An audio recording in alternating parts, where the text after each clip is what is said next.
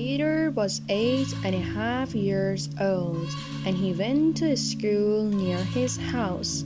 He always went there and came home on foot, and he usually got back on time. But last Friday, he came home from school late. His mother was in the kitchen, and she saw him and said to him, "Why are you late today, Peter?" "My teacher was angry and sent me to the headmaster after our lessons," Peter answered. "The headmaster," his mother said. "Why did she send you to him?" "Because she asked a question in the class," Peter said, "and none of the children gave her the answer except me." His mother was angry. "But why did the teacher send you to the headmaster then?